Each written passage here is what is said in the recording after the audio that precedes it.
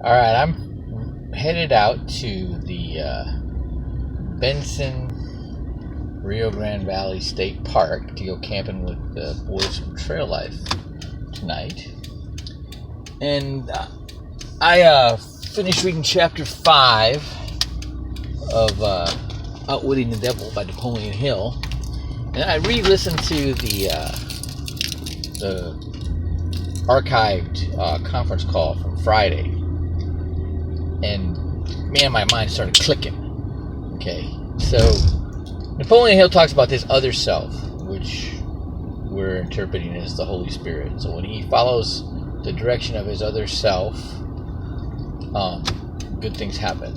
Okay, and the way he knows the difference between the communication from the other self and from the enemy, Satan, is the polarity, the negative, the doubt, the critical tone of the thought. And I'm like, oh, that's like easy, right? And so it got me thinking. I've had a really hard time this morning with being anxious about my surgery on Monday. And I trust the doctor. I think I'm more anxious about the inactivity, the not working out, for however long. And I'm going to do something. I'm going to find exactly what I can do, and I'm going to do, whatever I can do. I'm going to be doing and to maintain. And even if it is 3 weeks of inactivity, I've recovered from longer than that, and I'm not worried. And so that's kind of what's helped me out a bunch. And I started thinking back on certain times in my life where I just, I got tired. I got so tired of that negative focus on me that I broke it. So the ways I broke it, the first time I wrote in red grease pencil on the mirror in my locker, I will, with an exclamation point, like two of them, I will. And every day I'm looking at that, I will. And that got me, down the road in boxing. And, there were those times that I didn't care. I got to the point where, I didn't care what anybody said. All right, I had to focus. And when I got in the ring with somebody, whether it was competing or sparring, my focus was putting something on them.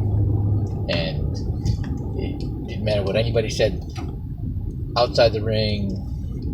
The judges didn't matter what the judges didn't matter if they decided they're going to raise the other guy's hand or not. My focus was to get in that guy's head. I wanted him to want to be anywhere else in the world but in the ring with me, and I was real good at that. And if the judge raised his hand in the end, it didn't matter because he knew I had their number. Okay, and I'd go at him again. And they knew that, and that makes people uncomfortable. They're used to that. Being better. Posturing themselves against you, and then this didn't work with me. Never works with me. Okay. And, was heading to SEAL training. I used to catch that all the time. You're kind of short to be a SEAL. Yeah. I'm 5'4.5", but I look taller when I'm standing on your chest. Okay. You know what? And there's people that don't like that attitude. And you know what? It doesn't matter. It doesn't matter if they like it or not. All right. And so that attitude allows me leverage. It allows me freedom to talk to anybody about what I got to offer, whether it's selling chemicals or whether it's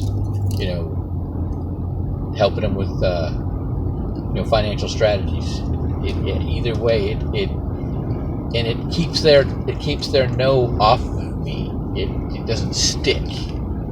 Okay, because I know who I am and I know what I got, right? And I'm confident in both. And that makes all the difference. Now here I am going to be out camping with these Trail Life boys, and I'm going to be, I brought my PT pad, I brought my running shoes, I brought my workout gear, all right? And there's time and I can get them boys to work out with me, I'm going to work out with them, and then they're going to know that they're doing a Navy SEAL workout. And if they can keep up, great.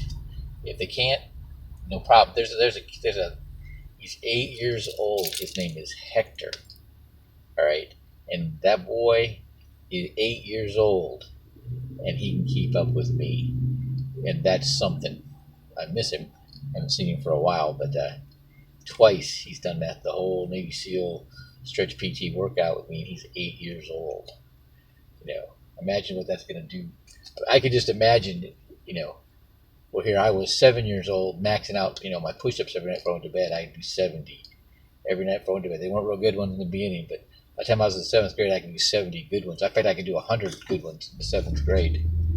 And that just kind of carried me the rest of the way, all the way through boxing training with Roy Jones Jr. and Roy Jones Sr. and in the SEAL, SEAL training and the SEAL teams.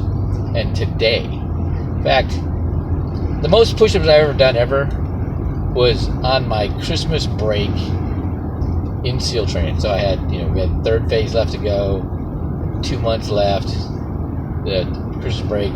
I decided to see how many push-ups I could do, and I did 1,700 push-ups in a row without stopping. All right, and yeah, that's I feel pretty good about myself for that. So I'm gonna do that tomorrow. Don't know if I'm gonna do as many as I can.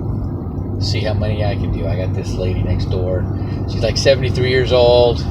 She's got a pacemaker. She had a stroke. They told her that they were going to give her a kidney transplant. She's like, no, I don't feel it.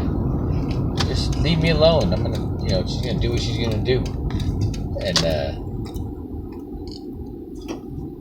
that's it. And so I'm gonna let her count my push-ups tomorrow, but we'll see how that goes.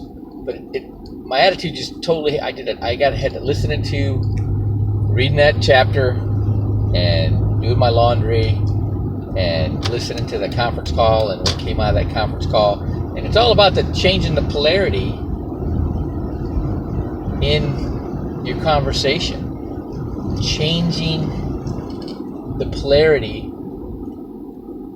in changing the narrative. That's all it is, right?